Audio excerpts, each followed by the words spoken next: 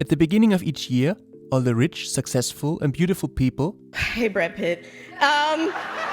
from the world of Hollywood come together in Beverly Hills for the award ceremony of one of the most prestigious prizes in film and television, the Golden Globe.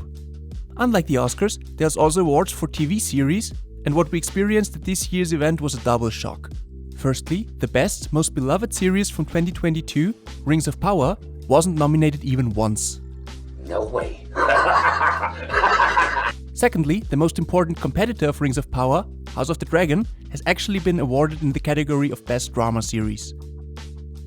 We are absolutely shocked that Rings of Power came away empty-handed, and we are trying to process all of this in a direct comparison to the Golden Globe winner House of the Dragon. Warning, there will be spoilers ahead. Glad you're here. A protagonist should carry the story to a great extent. Rhaenyra in House of the Dragon, Galadriel in the Rings of Power. That Galadriel convinces us completely is certain without a doubt. She's strong because she doesn't know anything like emotions. She behaves practically not like a human at all, but like a robot. In the eyes of the showrunners, she behaves like a strong woman who is not limited by any patriarchal social order would behave. Right? No! God, please, no! No! No! Unlike Rhaenyra, she's strong precisely because of her empathy, her patience, and her intelligence. She cares about the well-being of others, and in order to achieve unity or her goals, she's also willing to back down a bit from time to time, rethinking her strategies. And yet she never even remotely comes across as weak. But doesn't she, as the young woman she plays in the series, come across a lot wiser, more foresighted and clever than the thousands of years old Galadriel, for whom physical confrontation and blunt force are the means of choice in conflict resolution of any kind? And doesn't the character of Rhaenyra therefore accomplishes around 100 times more when it comes to the representation of strong women in film and television than Galadriel ever will? If you wanted to understand the decision of the Golden Globe jury, which obviously has no idea what it's doing, if you wanted to understand why one of the series shone in 2022 and the other one was torn apart, it's enough to take a closer look at a single principle from the world of screenwriting. This principle, which Robert McKee talks about in his book Story, describes the two things it takes to ensure an audience's emotional involvement in the story. Empathy, the audience must be able to identify with the protagonist. Authenticity, the audience must believe what they see. A brief comparison between Rings of Power and House of the Dragon is enough to show very well what exactly is meant by these principles. First, empathy. We as viewers must feel empathy for our protagonist. The protagonist must have character traits that we as viewers can relate to. That doesn't mean though that he or she has to necessarily be likable. There are enough examples in film and television where we sympathize with hitmen or gangster bosses. But what cannot be dispensed with is that the protagonist must show humanity, at least to a certain degree. In his book Save the Cat, with just under 200 pages, probably one of the most compact and at the same time most instructive storytelling books ever, Blake Snyder describes the Save the Cat moment. This moment is mandatory for introducing a protagonist at the beginning of a good story. It is the moment or the moments when the protagonist can demonstrate his or her humanity. For example, he can be tough as nails and super cool, but then he saves a cat from drowning or a child or a grandmother. By showing that the protagonist can be empathetic, he shows that he deserves our empathy. In the Rings of Power, however, this Save the Cat moment was dispensed with. Galadriel, on the mountain with the soldiers, is willing to accomplish her goals no matter the cost. She makes it clear pretty quickly that she doesn't care about the lives of her soldiers. She's not even willing to stop when one of them collapses. Kindly, she does give him a cloak at some point, but first, even a little more warmth isn't going to take away anyone's exhaustion. Second, she doesn't do it because she's so empathetic, but simply because of the fact that she wants to go on. During the next scene in the cave, there would have also been plenty of opportunities for a Save the Cat moment. Maybe Galadriel could have come off her high horse for a moment and sat down with her brothers and sisters in arms. Maybe she could have given them some encouragement. But you quickly realize how important team spirit for her really is. After her soldiers have been thrown around by a troll, and as a result, their morale is even lower than it had been before, she says, "Let's go, boys and girls, no time to rest, we must find Sauron now, even though he has been gone for 1,000 years. Pretty strange that the soldiers didn't want to go on immediately. And if they hadn't all gathered and rebelled against her, Galadriel certainly would have all driven them to their deaths of exhaustion.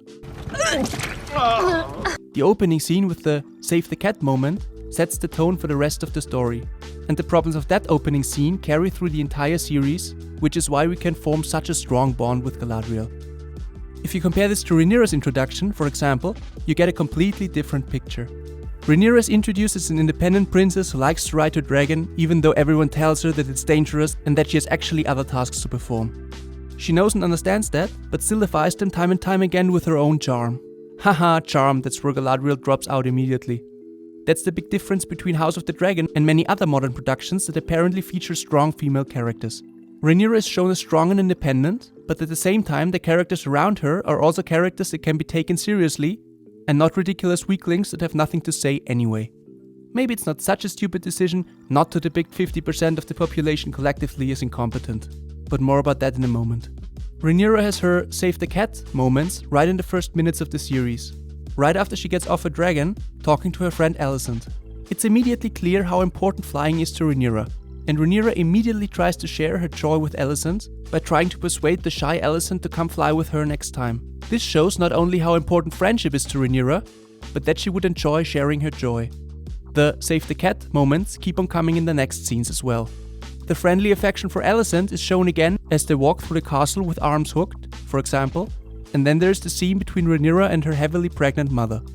It becomes clear that Rhaenyra is the only one who really cares about her mother's well-being, while everyone else seems only to care about the baby, meaning the future male heir to the throne. Rhaenyra is indignant at the circumstances, while her mother can only laugh about it.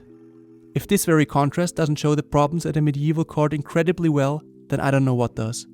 In any case, Rhaenyra says that she herself never wants to become a mother, but her mother tells her that she will have to come to terms with the idea, which in turn makes Rhaenyra think. The girl says nothing in response. She just thinks. And this accomplishes a number of things. It is shown that Rhaenyra has respect for her mother's opinion. It is shown that Rhaenyra's character and opinions are not yet fixed. Being free is the most important thing for her, but she is aware that she does not yet know how to best realize this wish. It is shown that Rhaenyra has the potential to keep a cool head and think before she speaks. In addition, the audience is given room for their own interpretation, rather than having an opinion forced down their throats. An example of how it would have gone in many other fantasy productions is the following.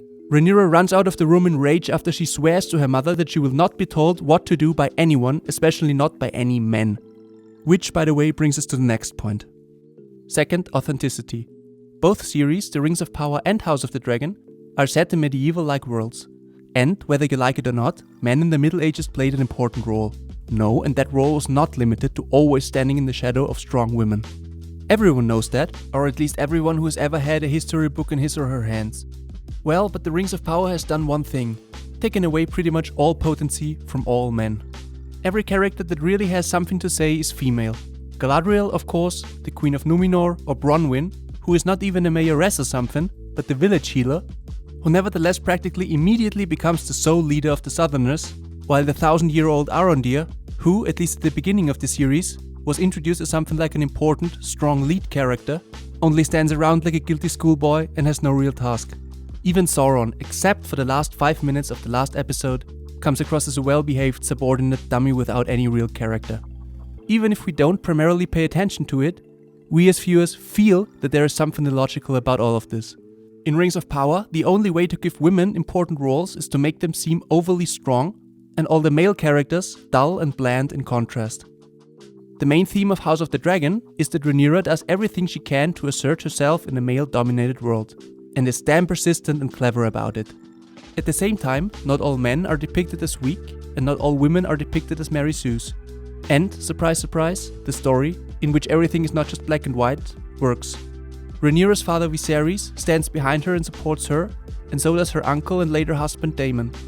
Alicent turns out to be more calculated than expected and becomes a serious adversary, not to mention her father, Otto Hightower. Oh man, all those three-dimensional characters are really confusing, right Galadriel? Rhaenyra's struggle seems incredibly authentic because it could actually have happened that way in the Middle Ages. Rhaenyra's character is the embodiment of a strong woman in real life, but without renouncing her femininity or even despising it, as is increasingly required of so many other characters in modern productions. Rhaenyra becomes a leader, the queen, because she fights hard for it and is smart and knows how to play the Game of Thrones.